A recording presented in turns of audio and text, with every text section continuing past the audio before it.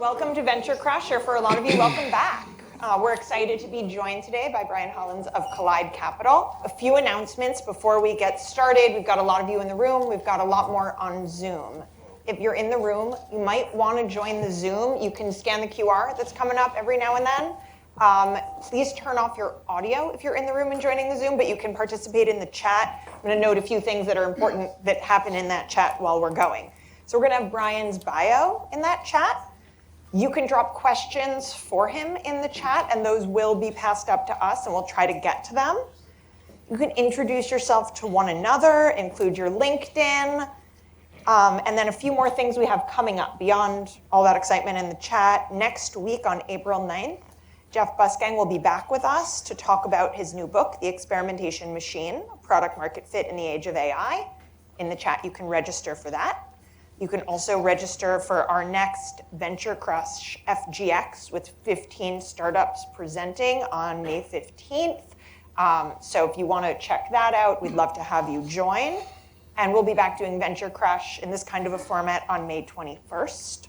So you'll also find that link, as well as the applications for our next pod program linked to VentureCrush for 2025. And then just a few shout outs to some Lowenstein folks in the room and who helped us to prepare to be in this room. Somewhere around here, we have our new partner, Armando Castro, who joined our Palo Alto office. Hi, Armando, from Pillsbury recently. We're really glad to have him as a part of the team and with us in New York this week.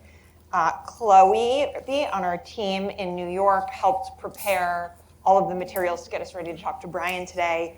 And then our events team, Jenny, Ginny, Angela, Elsie, Owen, Kristen, Christina, Emerson, Christine, Britt, and Carrie. We couldn't do any of this without you, so thank you for helping to put that together for us. With that, welcome, Brian. Brian, we talked a little bit about starting at the start, and you have a terrific early entry in your LinkedIn bio. And we'll talk very briefly about all of the credentialing that you have. That's amazing. I know where you're going. Goldman, Stanford, Harvard. I don't know, a bunch of other crazy stuff. But can you talk about the early entry in your LinkedIn bio that has prepared you for all the rest? Yes. Thank you for having me. Thank you both for having me. Thank you everyone else for being here. I've been watching VentureCrush either on Zoom or in person for a long time, so it's kind of surreal to be on the other side of this, but hopefully I can share something that helps each of you kind of on your own journeys. Ed is referencing my first job ever, which was when I turned 14. My dad said, you can go get a job. He worked at a country club. He was the director of fitness at a place called Congressional in DC. And he said, you can either clean weights in here or you can go work at the pool, but you need to get a job. And so I was walking out one day and I saw somebody getting handed cash. And I was like, what's that? And it was a job called caddying. And so my first job, and arguably still my favorite job to this day, was as a caddy. For anyone not familiar, a caddy is the equivalent of a busboy for country clubs. So you walk around with a 20 to 30 pound bag of clubs on your shoulder and listen to rich white guys talk about deals or life problems or things that they are going through. And I think one of the most valuable parts of that job that I didn't fully appreciate while I was doing it was that for the most part, those guys are acting like you're not there. They don't have any perception that someday you might be in the same rooms as them or navigating those rooms. And so I got what I would consider a firsthand exposure to the boardroom at a very young age. And so I think the quote I might have on there is that I learned how to talk to rich white guys at the age of 14. But that was a job that really has changed my life in a lot of ways. I think we'll probably get into this in a lot of different ways, but as I think about training the next generation and spending time with younger people, I'm very adamant about exposure as one of the best ways to learn. And, it's hard to read a book or Google to learn what it's like to listen to people who are transacting the way they are on a golf course. But when you walk around with them for 4 hours and you do that for 5 years in a row, you start to pick up on things. And I think that exposure helped me a lot with the job I now have, which is asking those same people for capital to allocate it to younger entrepreneurs. And the exact quote is, served as fly on the wall and learned how rich white men build trust. Yeah. Yeah. And I love that you were so subtle and nuanced about that on your professional profile. I probably should have read that before you and I had built trust. But, you know. Here we are. But here we are, and how is the fund in which we're invested doing? It's doing okay? It's doing okay. Because the trust was built. I just want to know if the returns have been built. It's doing okay. So you talked about allocating capital. Can you just talk a little bit? Because like universities, and there's a particular university that I think has been pivotal for you as well. Yeah, so I'll back up a little bit. I spent 7 years at Goldman Sachs as an investor, had a few different roles while I was there, one of which was to start a new group at the firm called the Emerging Entrepreneurs Coverage Group. Core thesis of that group was that Goldman does a really good job for you when you're ready to raise $100 million and pretty much does nothing for you before then as an early stage entrepreneur. And so 3 days a week I went to Sand Hill Road and I met with GPs at Bessemer, Benchmark, Lightspeed, Sequoia. And my job was to figure out how to break their Series A companies into the firm and get those companies access to Goldman's Rolodex of resources earlier than they could get it on their own. I learned a lot in that role about what I would today call kind of the value add role of our job. You know, how do you help founders outside of just giving them capital? Was lucky enough to help find a fintech API business for the firm called Plaid. Pushed me into fintech investing, fintech infrastructure investing. And then I joined a group called GS Growth Equity where I invested off of Goldman's balance sheet for 2.5 years. Writing $40 to $75 million checks into businesses doing $10 to $15 million of ARR. So I left the firm after 7 years for Harvard Business School and started to ideate on what it would look like to build my own firm. I didn't think that the world needed another two guys from Goldman building a firm, and so I tried to look for my opposite skill set, and I think that's a lot of what I found in my partner. My partner's name is Aaron Samuels. He's co-founder and COO of the largest black media company in the world, a company called Blavity.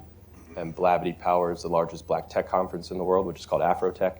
And so tremendous 0 to 1 experience. And we put our heads together and said, at the intersection of the communities that we've built and the schools that have trained us, we think there's a powerful opportunity to allocate capital. And so we decided to raise a proof of concept fund, raised $1.5 million, deployed that while I was in school. And then in 2022, set out to raise $40 million, ended up raising a $66 million Fund 1, anchored by the University of California endowment system, a group called the UC Regents. And so we've been investing that fund since 2022.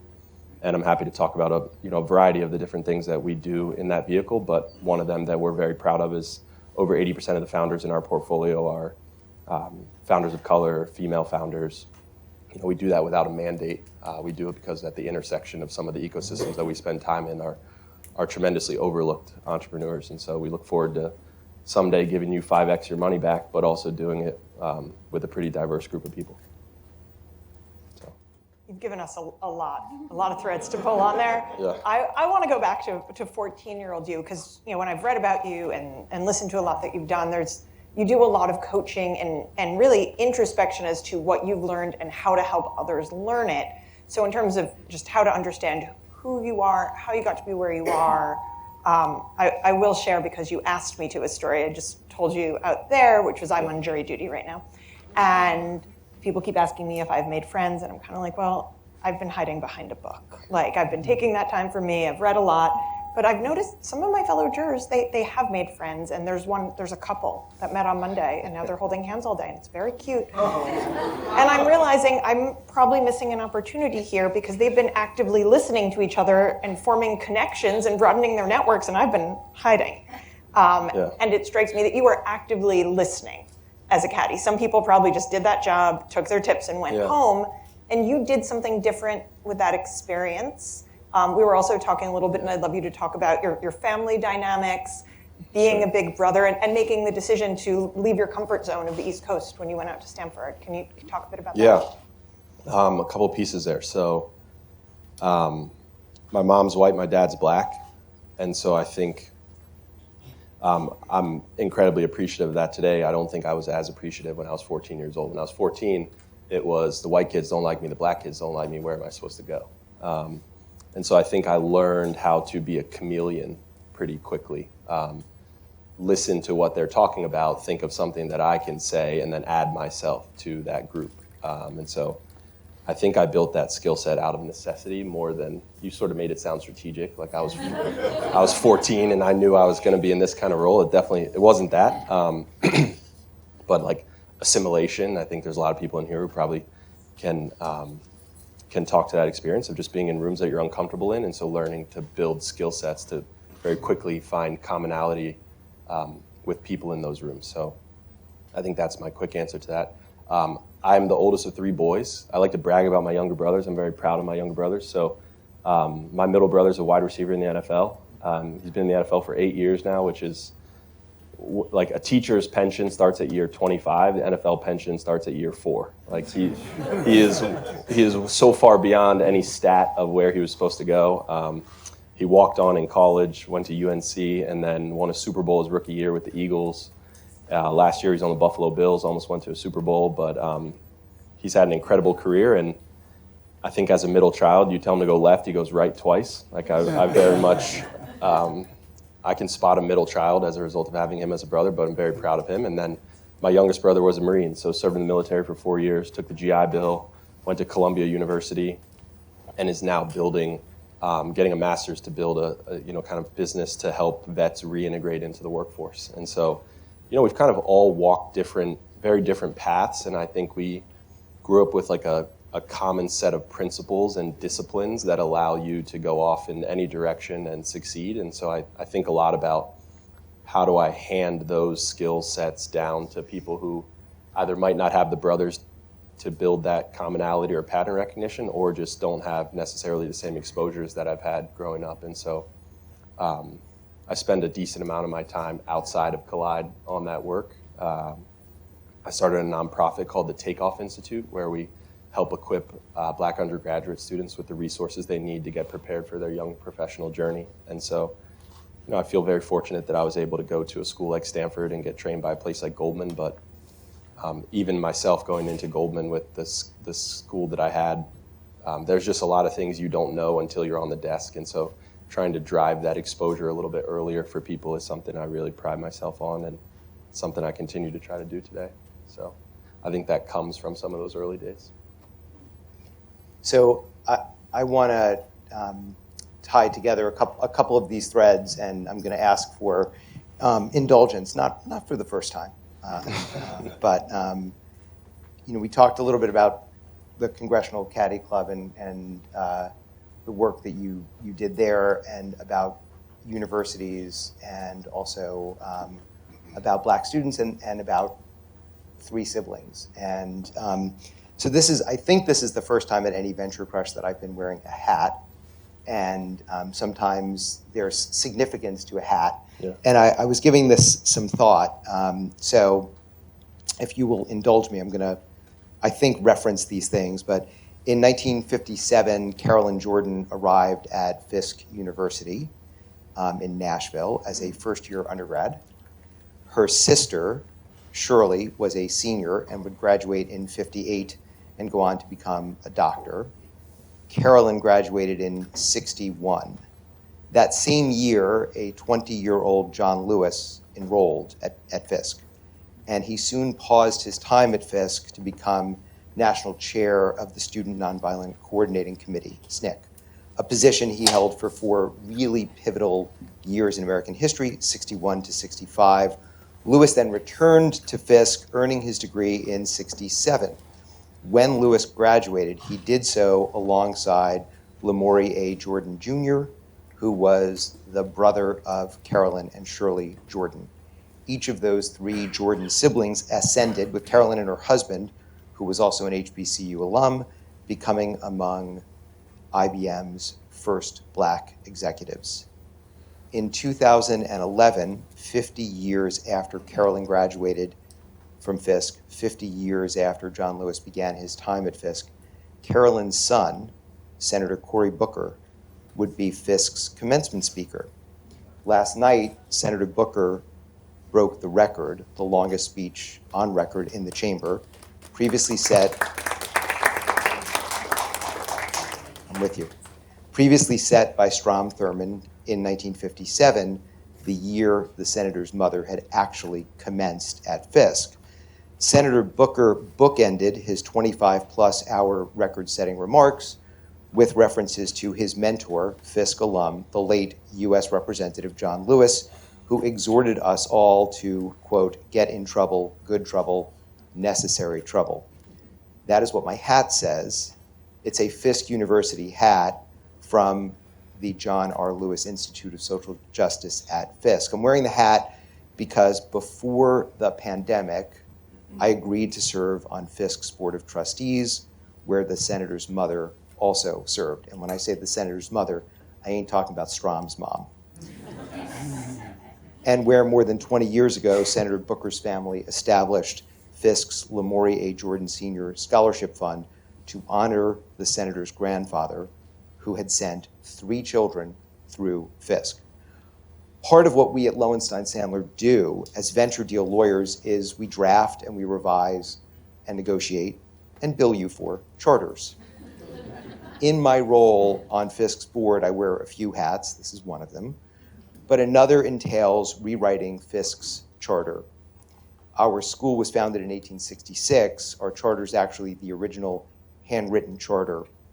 And when we at Lowenstein began undertaking the privilege of reviewing and revising it on a pro bono basis, we wanted to ensure that we honored the original and the amendments, like the 1911 amendment that includes then board member Booker T. Washington, who sought progress through excellence in Black education and entrepreneurship. Because we're going to discuss raising capital today, I'll report that Booker T. Washington is credited with having raised substantial capital for Fisk, though his wife really deserved much of the credit. He had actually met her, Margaret Murray Washington, at Fisk. She was an alum. She was so well liked by Andrew Carnegie that he donated a library to the school, and by 1920, Fisk's endowment swelled to $1 million. I'm proud to say that Fisk now has an endowment that has invested in venture funds through donated venture capital assets, and they're indirectly invested in you folks. So how do we honor Fisk's history, its charter, Fisk's mission? One of the ways we do that is we talk about it, we connect it to the present. So Fisk's mission, as set forth in Article 6 of the 1867 Charter, says, quote, the purposes of the corporation are the education and training of young men and women, irrespective of color. And to that end, the trustees shall have the right to present a course or courses of study and the power to confer all awards, recognitions, and honors as are conferred by universities in the United States. Now, Booker T. Washington and his fellow board members have not seen fit to change that mission, nor has any board in Fisk's more than 150-year history. As a point of continuity, we note that we have honored guests among us. We're proud to have here today Chelsea Roberts, CEO of HBCU VC, an organization dedicated to diversifying venture capital by training and supporting the next generation of Black investors.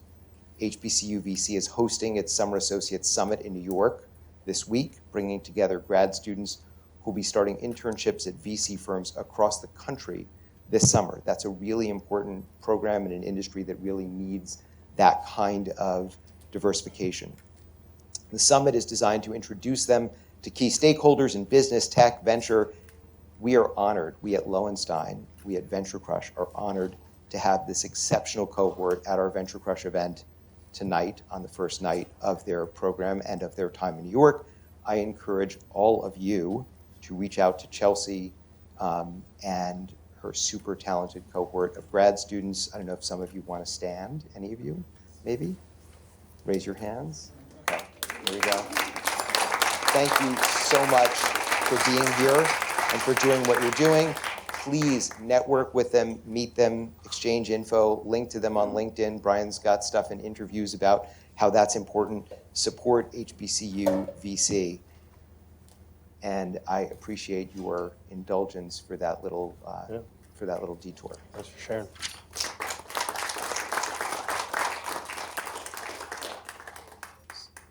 So can we talk about some of the many things that you have founded or co-founded? Because there's an interview that you gave in which you said that we unfortunately have been taught that we're supposed to wait until we're in our 50s in order to start doing good shit.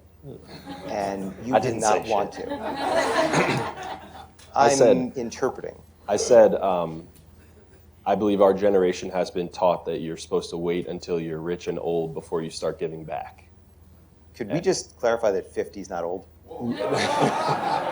Exactly. I didn't say 50 or the S word. I said, you guys don't know how important it is that you're catching his only VentureCrush appearance ever.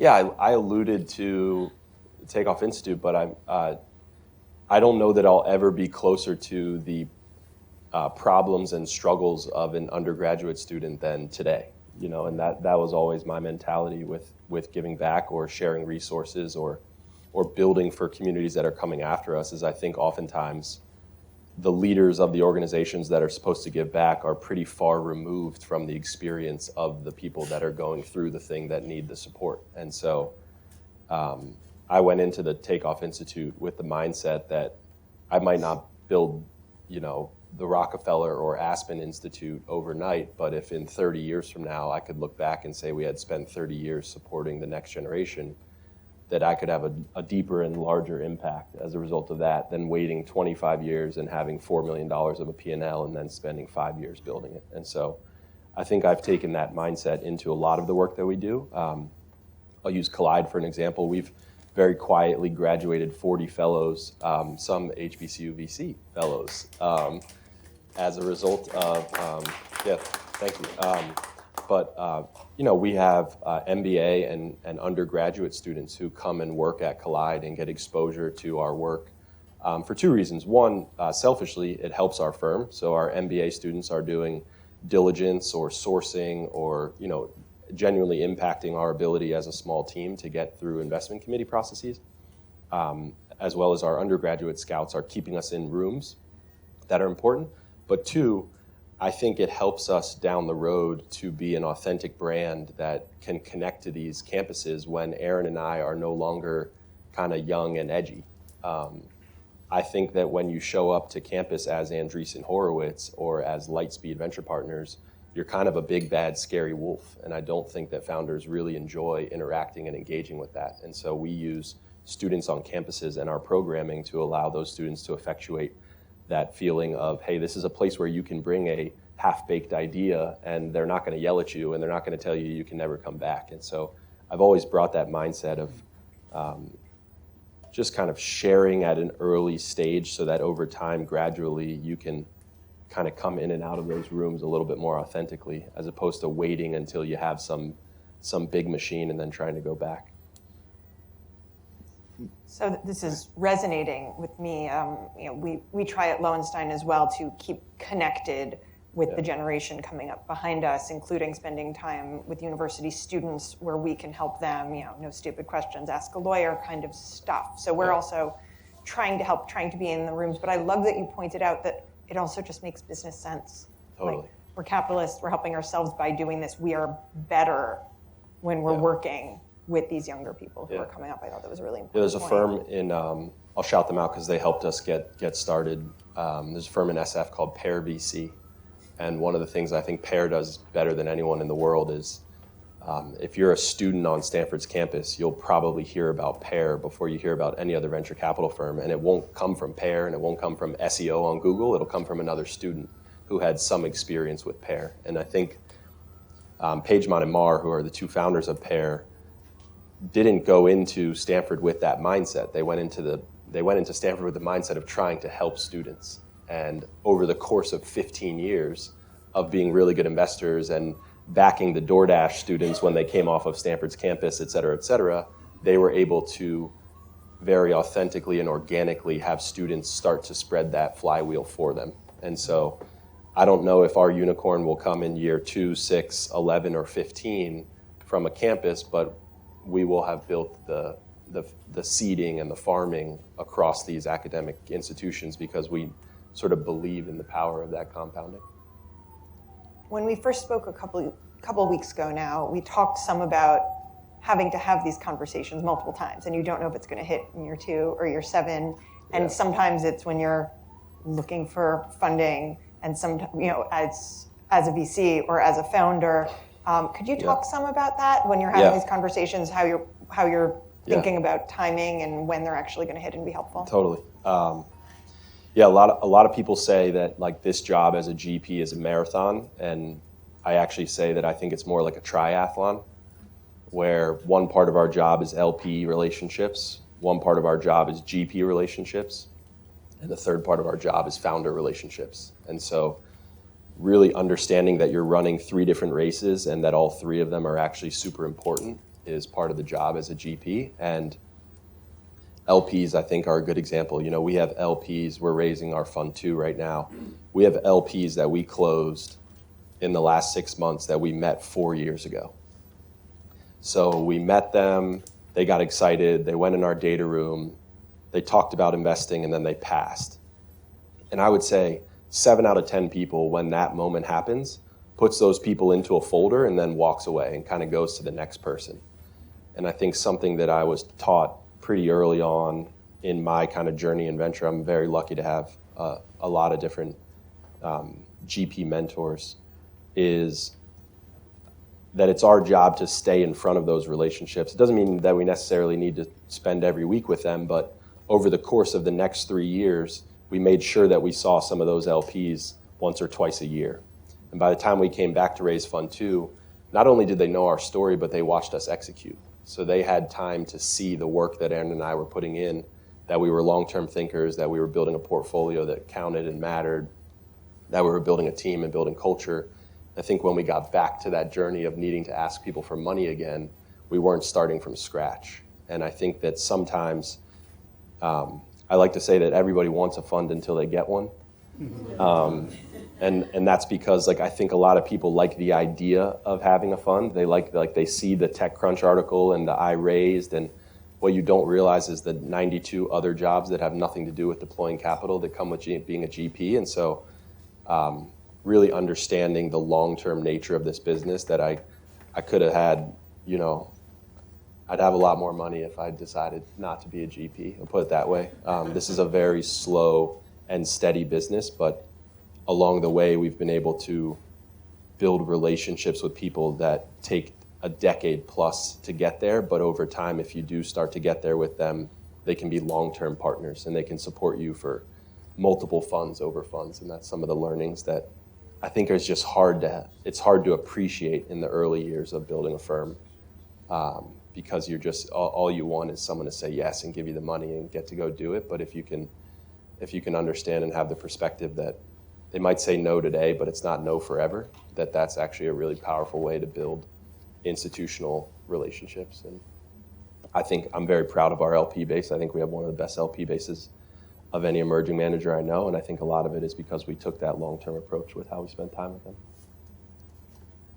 And you talked in an interview about 4 years ago about asking founders, why you? And then in an interview more recently, you changed the question to, why are you the best founder to solve this problem? Yeah.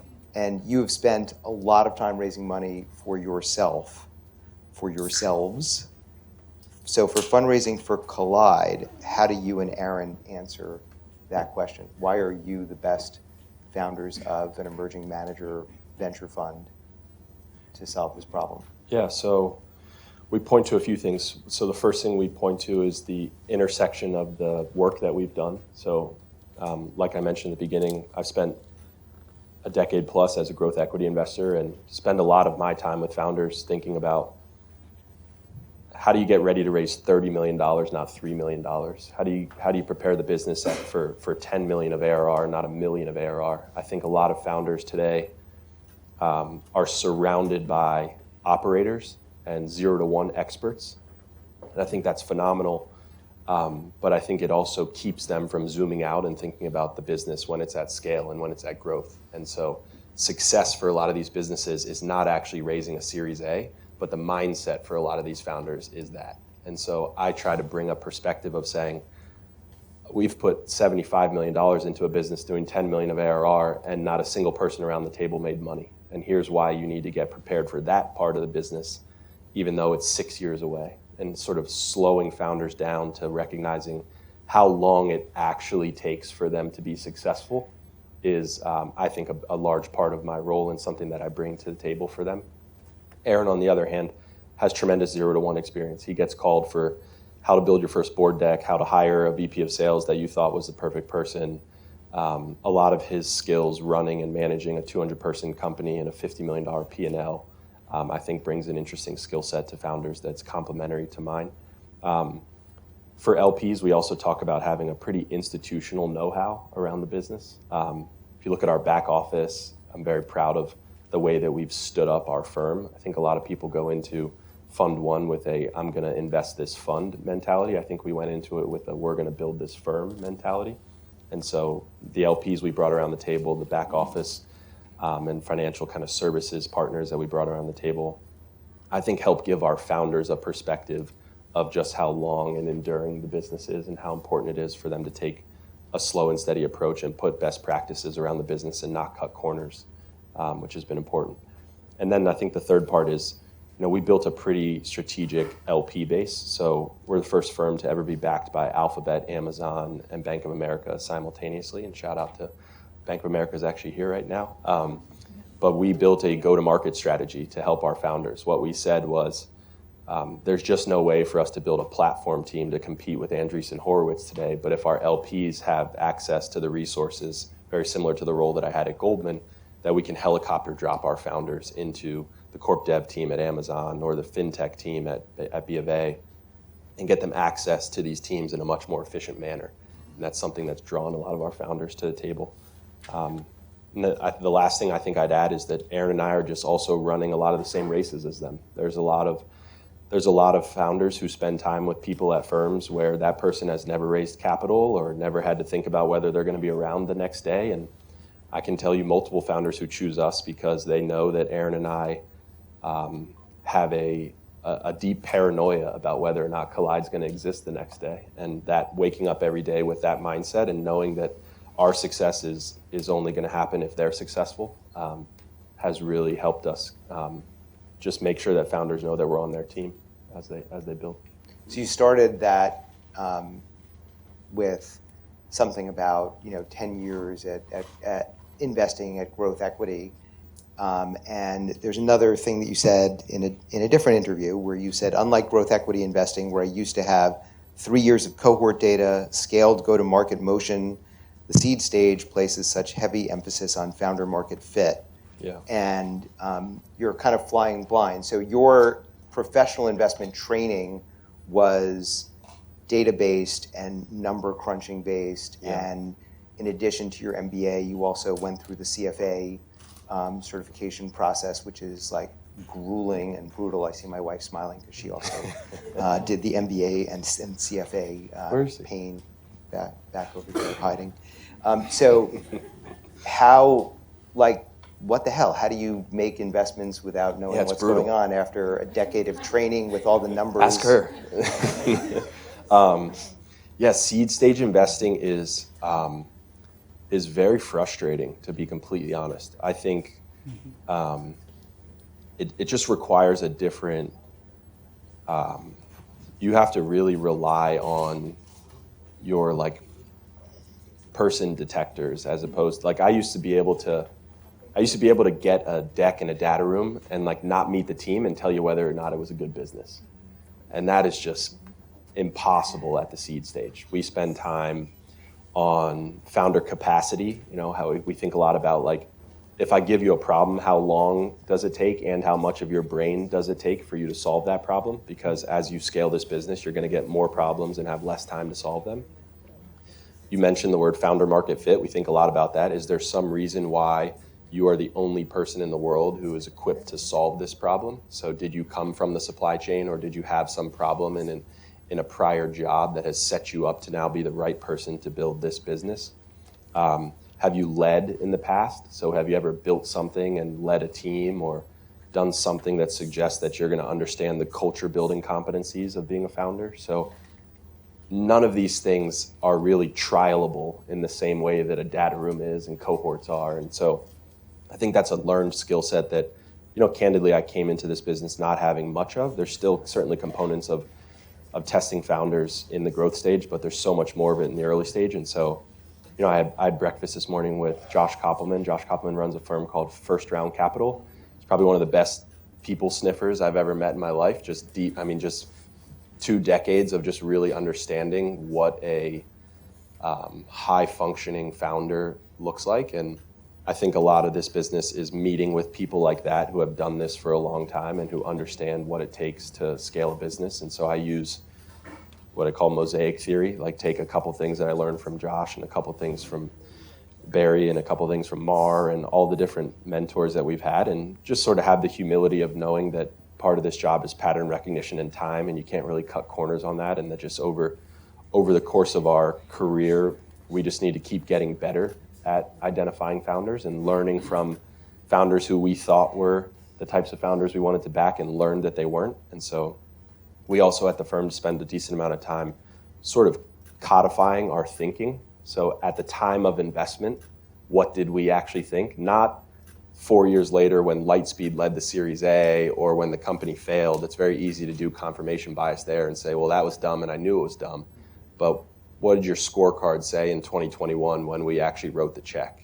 And using that over time to start to draw out our thinking and just being honest with ourselves so that we can get better as a team over time. And it's too soon to have like this amazing set of breakout companies in Collide 1. It's not too soon in Collide 0, but it's too soon in Collide 1.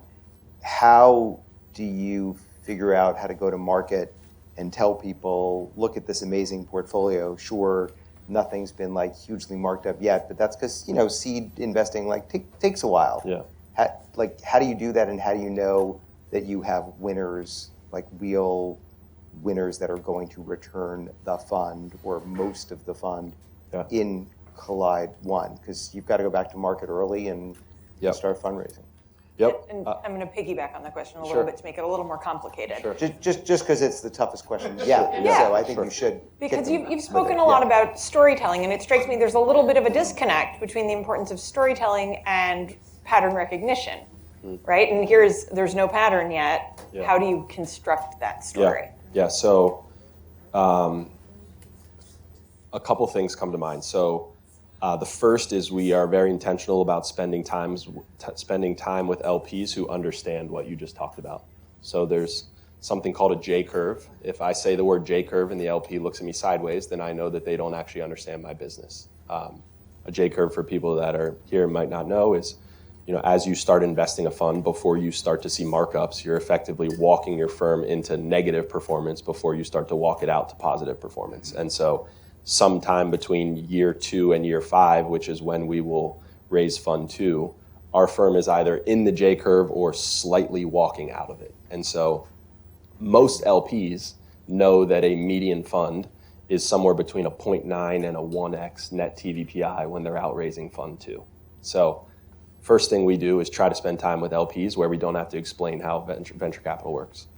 The second thing is we point to our ability to understand growth in the business outside of external factors and indicators. So is there revenue growth inside of the business? Is there customer growth inside of the business? Are there patterns of this founder understanding how to execute? So did they give us a budget and a forecast and then hit or exceed that budget over time? So that falls into what we call reinvestment strategy. So how do we think about the extra dollars that we hold aside to not just be net new investments, but how to actually double down into the winners in our portfolio, and how to think strategically about how to deploy those dollars into founders who deserve it. The third piece I would say is like a lot of LPs at Fund 2 are not necessarily only looking for performance in our portfolio. They're also looking for some semblance of proof that we were thinking about growing and scaling the firm. And so we spent a lot of time building out a pretty institutionalized back office to demonstrate that our firm at Fund 2, at Fund 3 would be able to sort of withstand all of the pieces that come with that. So, we have 60 portfolio companies now across Fund 0 and Fund 1. We're going to add another 35 in Fund 2. That's 100 portfolio companies. Do we have a back office that understands how to send K1s to 100 LPs, how to actually run through an SOI for 2 different funds at once, how to send 2 newsletters at once? There's a lot of those pieces that if you're going to go talk to institutional LPs, they have very little patience for your inability to actually handle that part of the job. And so I think that we were able to cushion or complement the lack of performance that we might have because we're a Fund 2. By the way, our Fund 1's doing okay, so I don't, yeah. By the way, I'm proud of our Fund 1 performance. I was No, not I know, but saying that I was saying, generally speaking, right. seed funds, Yes. 3-4 years out, Yep. cannot possibly expect to show Yeah. much. And It's- that requires a leap of faith, and it requires Yeah. an LP to evaluate other things. Yeah, I think that's a big piece that they're evaluating. The other piece they're evaluating, and I'm very proud of this, like my partner and I have been investing together for 5 years now, and you'd be surprised how many firms are watching GPs break up 2 years in, or dealing with 2 principals having quit 3 years in, or so they can sense culture pieces really early as well, and I'm very proud of. We have a very strong relationship. We started going to therapy before we had problems. Like we have an executive coach, and we certainly are different. Wait, but, sorry, you have a therapist and you have an executive coach. Sorry, I said therapy. How many people does it take to keep the 2 of you functional as a unit? We don't have a therapist. We have an executive coach. But our executive coach helps us understand where our differences are and how to just like I think one of the best pieces of advice we got was go to an executive coach before you have problems, and so that coach is challenging us to work on things before there's an issue, and so that we're not just spending all our time talking to her about our problems, we're talking to her about our growth areas. And Aaron and I are not we're not shy about talking about our ambition to grow the firm. We want founders to be able to come to us someday and say, Collide can give me $2 million for my seed round, but can give me $20 million for my Series B someday. And that day is not today, and it's probably not tomorrow, but it should be someday down the road. And so making sure that our firm is growing sustainably, but in that direction is super important to us. So from my seat at Lowenstein, Sandler, where I've worked as a lawyer for many years, I see one set of things, and also being involved as a co-founder in First Close Partners, where we invest in a lot of different venture funds, and we have a team, and our founding investment committee includes Josh Koppelman. Yeah. We look at other things, one of which is the dynamic between the co-founders of a fund. Yeah. And when we have conducted diligence on the 2 of you, including like a lot of off-book reference conversations and calls, people talk about the fact that the 2 of you seem to show up at things together. It looks like you enjoy hanging out together. I've been surprised that like sometimes we'll invite you and both of you will RSVP yes to something. It's awesome. And some feedback is like, with 100 portfolio companies, how are they going to scale, build relationships, and add value? From our perspective, there's definitely also this like, this is how a team ends up staying together and developing rapport, and we can see the chemistry, which is great. But also, like, how the hell are you going to add value to 100 companies? There are only 2 of you, and you added one. You have like a principal. Like, are you terrified by this? You should be, right? It's a lot of work. It's part of the job. We have a mentor, Jeremy Liu, runs a firm called Lightspeed Venture Partners, and one of the things he told us was, no sane person can be on 12 boards on more than 12 boards at any given time. And oftentimes, when you get to Fund 3, you actually aren't fully rolled off of your Fund 1 boards yet. And so over the course of 3 funds, you shouldn't be adding more than 4 board seats per partner. And so, we think a lot about that role. How often are we over committing ourselves to portfolios? The brutal truth is also that over the course of a fund, it is actually our job to stop spending time with companies that cannot generate return for the portfolio and start spending time with ones that can. And so Power Law says, in a portfolio of 35 companies, we'll probably have 15 go to zero, we'll have 10 return our capital, and we'll have kind of 5 really matter. And so learning what those 10 are and respectfully spending less time with them is super important. And so even though we have, Fund Zero, I'll even put to the side. So right now I think of us as having 30 portfolio companies. We'll add another 30 to 35 in Fund 2. So in the portfolio of 60 to 65 companies, we'll probably in 2 to 3 years from now have 20 to 25 that really matter. And across the two of us, we'll spend the majority of our time with those and then use the resources of the firm and our LP base to support the remainder. My last question then over to you, Meredith. Have you already figured out who to deprioritize in Fund 1? Yeah, absolutely. How do those conversations feel? Not fun, right? Because you have to remember the person on the other side of that conversation, everything they do revolves around that thing that they're building. So that's a tough conversation, but it's also an honest conversation. Very similar to how I think early on in our journey with Fund 1, we were a little more shy about telling people that we probably weren't going to give them capital after our first investment. We are very upfront about that now because what we learned was it's actually harder to tell them that later. It's easier to just give them the math and say, look, every 10 investments we make, we have a 30% reserve. That means only 3 out of the 10 investments we make are going to get follow-on capital. That doesn't mean that you're not going to succeed. It just means that of the 10, those are only 3. And so let's build an achievable set of KPIs to make sure that if you hit these KPIs, we can be more confident that we're going to give you the capital. And so we've learned to have some of those harder conversations earlier. And I think it's benefited our relationships and transparency with our founders.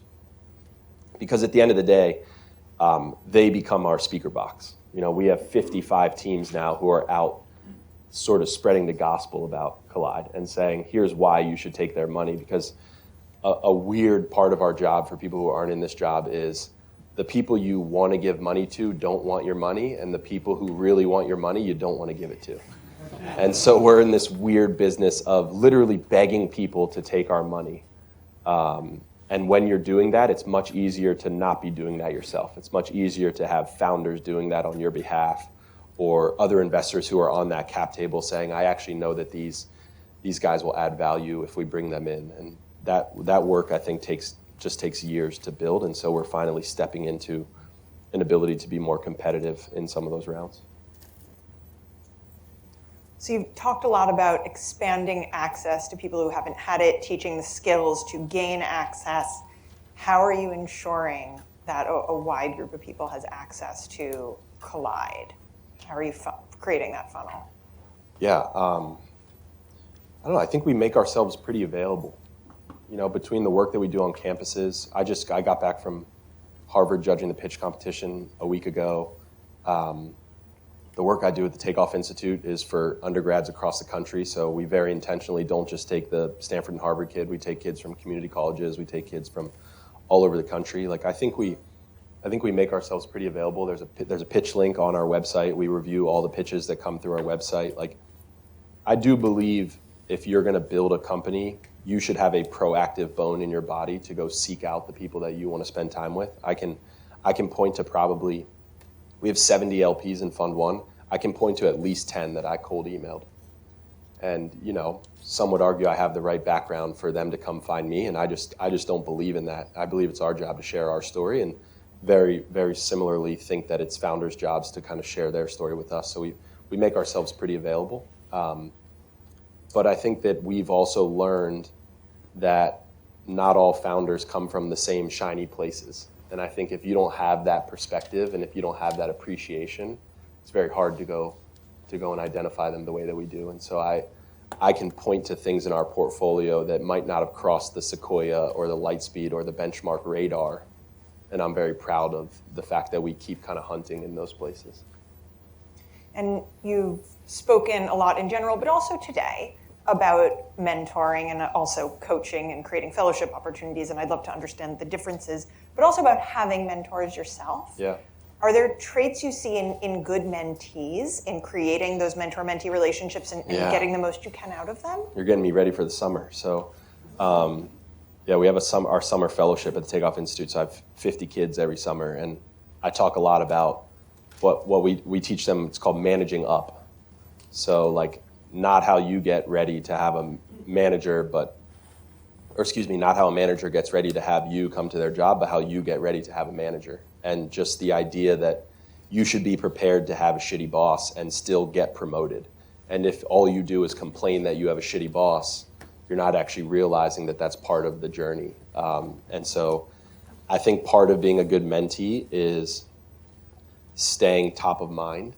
So something that we do a lot with LPs is there's a very fine line between annoying and bugging them and staying top of mind. But I do think it's incredibly important to acknowledge the fact and have low ego about the fact that an LP probably sees 50 to 100 managers a month, and they might have enjoyed their meeting with you. They might have loved their meeting with you, but the reality is they have to go to the other 75 meetings.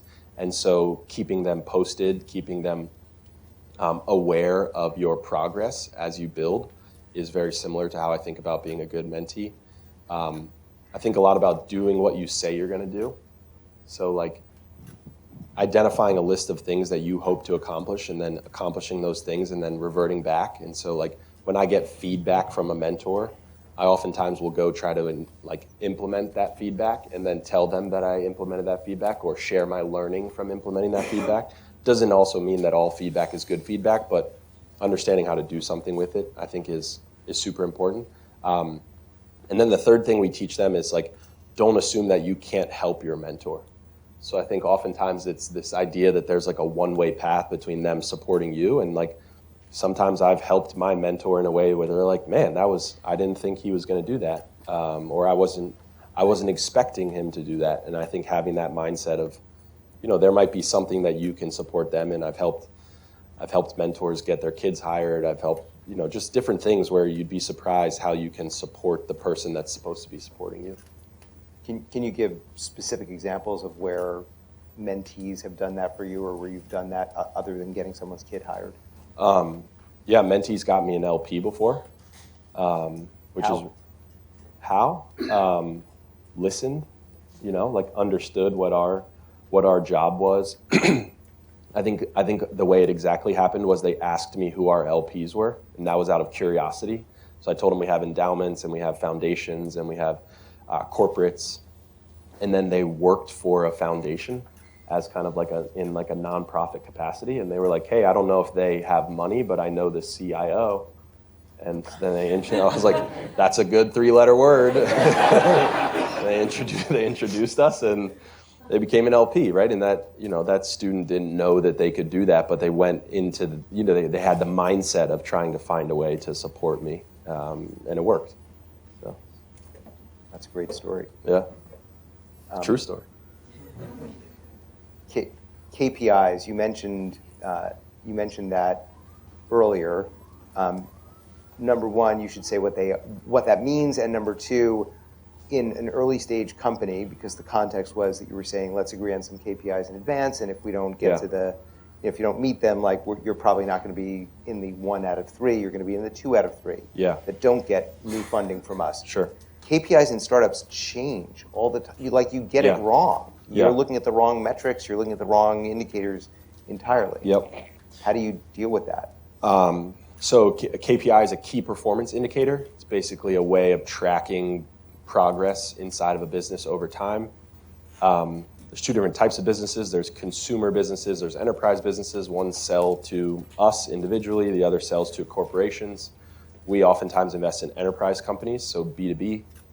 And so some of the key KPIs there can be unit economics around growth, so ARR, which is annual recurring revenue. So are they growing the actual revenue of the business? There's a metric that I care a lot about, which is called net revenue retention, which is the ability to expand an existing customer base. So if somebody pays us $10 today, in a year from now, ideally they're paying us $12 or $14. It shows your ability to kind of drive upsell inside of the business. We spend a lot of time on that. We think about logo retention. So net revenue retention is one thing, which is growth, but churn is a key kind of dissolver of value inside of a business. So if every year you add 100 customers, but you lose 50, then you really have to work hard to grow on top of that 100. It's almost like you're a math geek who worked at Goldman in growth equity. A little bit. And they're like, I don't want to pretend like at the seed stage you shouldn't care about math and numbers. Like, I think that's also, it's important to identify founders who recognize that we're giving them money to give us more money back. And in the early days, we might agree that revenue is not the most important,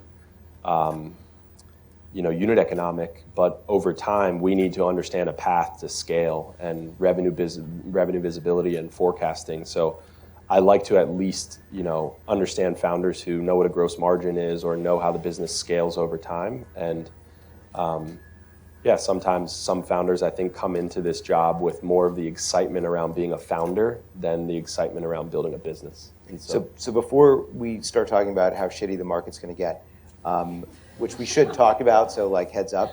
Okay. By the way, Brian asked us for notes on the questions that he was going to get. And we were like, absolutely not going to happen.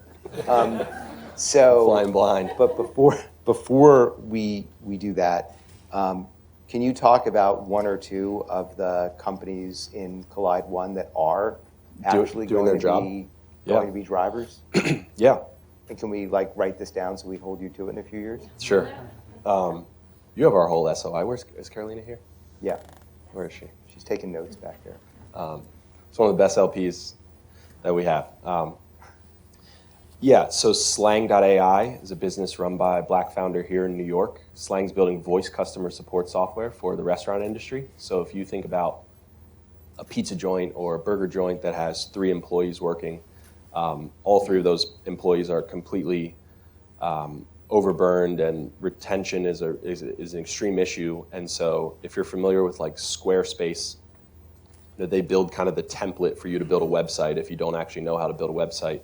It's a very similar kind of operation happening right now inside of voice customer support. So it's actually super expensive for you to set up a call center to answer the phone on your behalf. And so what Slang does is says, here's the 10 questions that roughly every pizza joint will get if somebody calls, or here's the 10 questions that any fast casual restaurant will get. We'll set that up for you. We'll kind of manage and monitor it, and then over time we'll add bespoke questions that have to do with the fact that you're in Kentucky or have to do with the fact that you aren't open on Saturdays. And so Slang, we met at probably 500K of ARR. He just crossed $5 million of ARR. 2 months ago, he opened a exclusive OpenTable partnership. So he now is getting embedded inside of the OpenTable ecosystem, which will take the business to 20 million of ARR over the next 2 years. Incredible founder. We led the round with Wing VC, and then a firm called Homebrew Capital led his Series A. And so founder's name's Alex Sambani, kind of early to AI and building, and went to school with him. So we had a deep relationship there, and we were able to sneak onto the cap table. Where was school when you said he went to school? He went to Stanford and Harvard. So I went to Stanford for undergrad and HBS for business school, and he's did that with me. So I knew him from both schools. And Aaron how also. many of those can you source? How many what? Stanford, Harvard? Like I went to school with him twice. Yeah, not a lot. If that's an inside lane, not a lot. Absolutely. It's funny. Aaron and I will get to founder. Aaron is so competitive about this. He's probably listening right now, but he loves to tell me how he met somebody before me, even if I knew them. I definitely know Alex better, but he has some way where in 2015 he went to lunch with him or something, just so he has the deepest attribution. So you'll be discussing that in your marital therapy. Yes. No, I let him have it. It's good for us. But those, having you actually. Does he know that you just told a couple hundred people that you let him win those? No, he knows I let them. Yeah, he knows what. But you brought up something earlier, which I think is important. I think we've learned from our job that you have to be really careful showing up to a founder meeting with an expectation.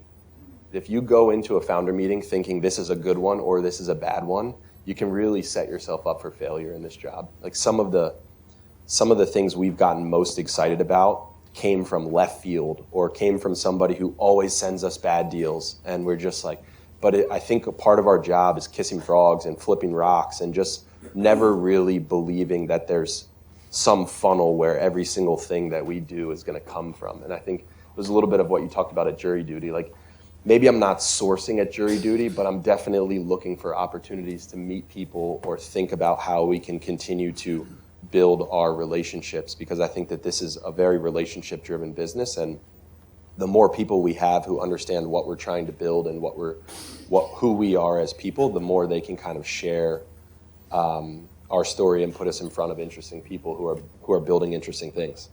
So I think that's how we end up with as diverse a portfolio as we do, is they don't all come from Stanford, or they're not all black, or they're not all tall, and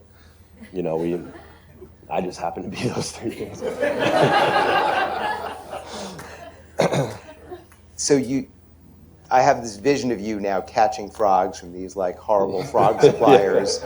There's horrible frog suppliers out there. I'm sure I'm one of them. Why do you look at the 17th frog from a lousy source, number one? And then number two, you talked about in some thing you did years ago, a boss who said, I don't want you working like a laundry machine. Yeah. And maybe if you could overlay, because like, man, you listen to a lot of my frogs. stuff. Did you listen to all these, or did you get notes? I listened. Wow.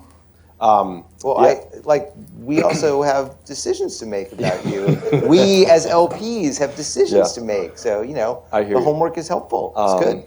So I had a boss tell me once. You said something nice about Elon 4 years ago, by the way. I did? Yeah. We'll talk about that. We'll talk about that later. So I had a boss, let me make sure I say this right, but it was laundry machines work hard. Don't work like a laundry machine, work smart. And so I think early on in my career, especially in my Goldman days, I just had this mentality of, and I grew up with all boys. I grew up with a 110-pound Doberman. There's just a lot of testosterone in our household, and it was like, if you just work at it, then that's the only thing. And we work really hard, don't get me wrong, but I think I've learned to pull up more frequently and to ask myself why I'm working hard, or ask myself what I'm working hard on, or what the end goal of that working hard is. And I think that that's a reflective state that I've learned to sit in a little more comfortably, and to not just allow myself to do for the sake of doing. And I think early in my career, I was a little more afraid to acknowledge sometimes that I was just working hard and not working smart. And so I think I got some of that out of it. Remind me the first part of your question. How do you conscience, given the constraints on your time, looking at the 17th frog that someone has sent you, aren't you outsourcing it to a frog inspector? Yes. Again, I think it just comes from, David Tisch talks about this a lot at Box Group, like having friendly paranoia, like genuinely believing that you have to keep looking and keep searching, and as soon as you think you have arbitrage on an ecosystem, that arbitrage will be gone. And so never resting your laurels on some access point that you have, because either that access point will erode, or you will realize that it wasn't as interesting and compelling as you thought it was. And so I think we constantly, like, there might be someone in this room who's building something interesting who, 9 out of 10 people would say, call me in a year from now when the business is doing X, Y, Z. And I'm like, here's my card, tell me what you're building and let's chat about it. And so I think just having that mindset of never believing that somebody's LinkedIn is the only way that they're going to be successful has allowed us to have that mindset, and to take the 18th frog kiss, or whatever you said, because for every 5 bad deals someone sends you, if that 6th one is good, it can change your life. And I talked a little bit about power law, but like, we are always one company away from getting to do this for the rest of our life. If we find 1 or 2 companies that are worth $4 billion over the next 5 years, I will get to invest out of Collide for the next 30. And so I just carry that mindset. I like, as in now in year 20, of angel investing, that is the addictive Yeah. part. It's insanely addictive. Yeah, yeah.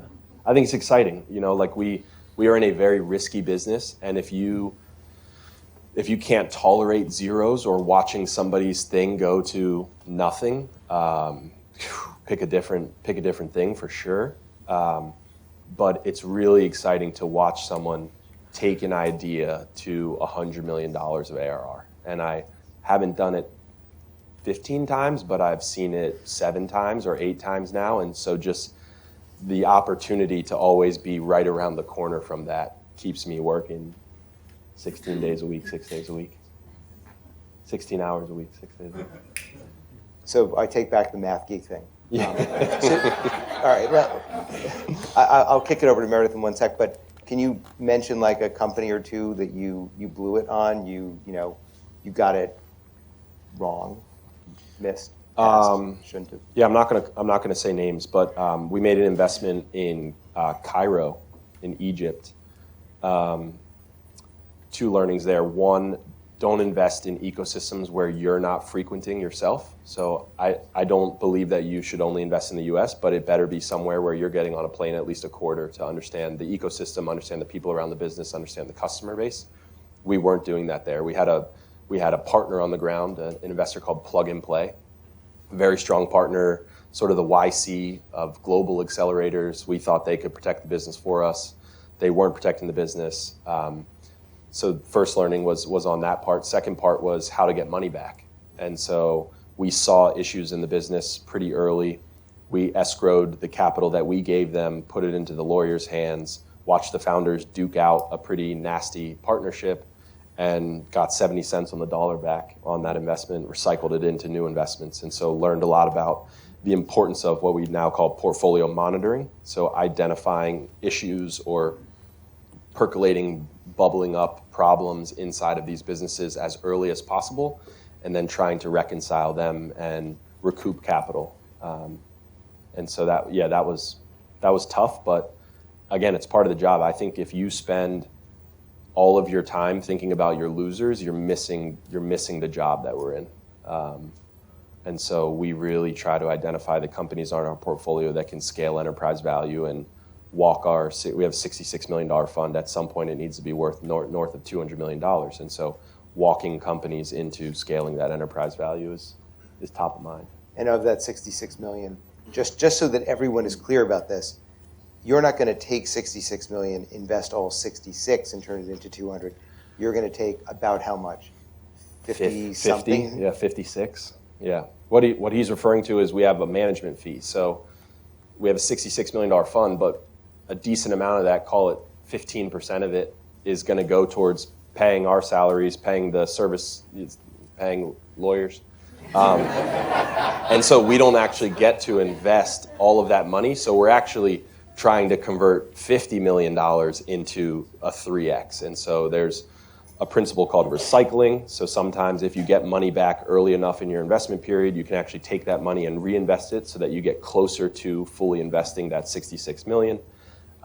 It's very hard to do. There's a firm called Union Square Ventures that's notorious for doing this. They get to 120%. So actually, instead of investing just $50 million, they'll invest $70 million. It makes it a lot easier to have the return math on the 50. So something that we're definitely getting smarter about, but it's really hard to do. Yeah. And just because I'm the M&A nerd here, so are you having those hard conversations about IPO might not be where you're going and maybe do an exit that's not your ideal exit? Yeah. I mean, you went here a little bit, so I'll keep going. But like the market is really tough right now for founders, and so helping founders identify soft landing spots is something we spend a decent amount of time on right now, and also just thinking about for ourselves. You know, I think 10 years ago, if we told LPs that we were building a strategy around how to exit businesses at the Series D, they would tell us we were soft, and now they tell us we're smart. And it's just the reality of the environment we're in now is if we can provide 0.3x, 0.5x DPI, distribution to paid in capital, which is a metric of how many dollars we give back versus the dollars that we invest, if we can provide 0.3x, 0.4x DPI, we will be top decile for our vintage. So identifying ways to help businesses create some of that secondary liquidity is top of mind, not just for Collide, but for our entire industry, because unfortunately our industry has not done a great job of that over the last decade. Well, it strikes me that it had at one point been a bit of a dirty word. Founders didn't want to talk to their investors about maybe soft landings, thought the investors wanted to see something else. And I think some of that, do you see some of that changing where it's just a more honest and open conversation? Yeah. It's just part of the cycle. Things swing, and I think that's another part of the job is understanding when we're in a founder-friendly environment, when we're in an investor-friendly environment. I'd say we're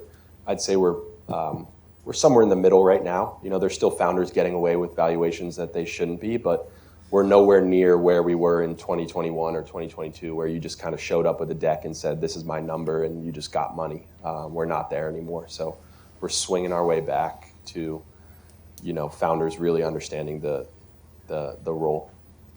So that swing suggests we're, from where we are now, you think going toward a more investor-friendly space? I think we will toggle where we are for a little bit, and then might go a little bit more towards investor-friendly, and then we'll make our way back to founder-friendly. I actually don't think we ever go all the way to investor-friendly, mostly because there's just too much capital in the ecosystem. And so the hottest founders will always get chased, which always will drag valuations to places that make it easy for them to get away with things.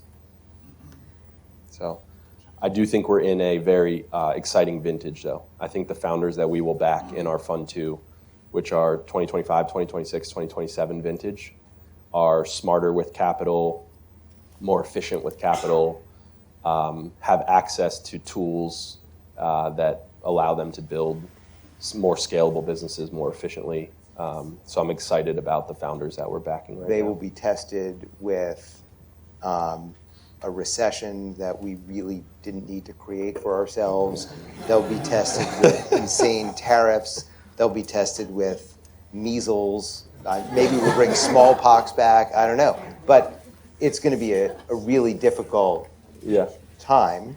Yeah. And yes, there are some very well-capitalized funds in the market that are going to be able to compete, and people do seem to crowd into very hot deals. Yeah. Are you anxious about the fact that we are creating a recession and that the stock market is also gonna feel that? And when the stock market feels it, Meredith has, we'll be looking at the M&A market saying, people can't buy companies with stock today because the stock's worth nothing, or isn't high enough. Yeah. So I will look at that too, by the way.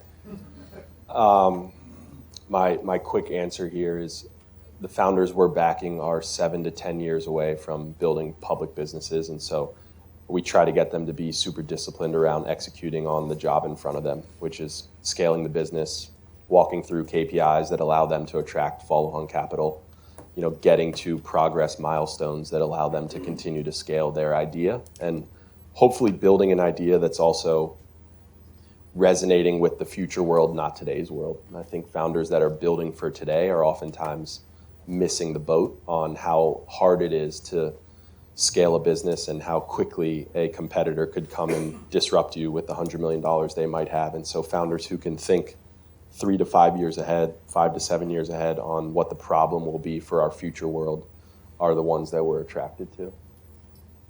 So I'll let you figure out what our president's doing.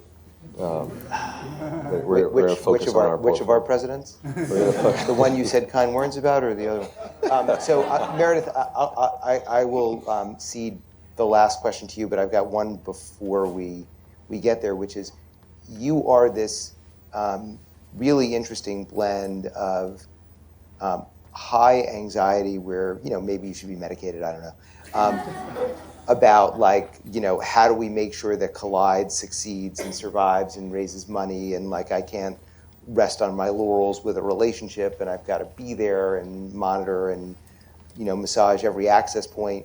But don't worry about the plague that's coming and the market collapse and the the fact that law doesn't matter anymore and all of those things. We're building for the long haul. So like, how do you, like, what the hell, dude? How do you help me make sense of that? I just try to put one foot in front of the other, man.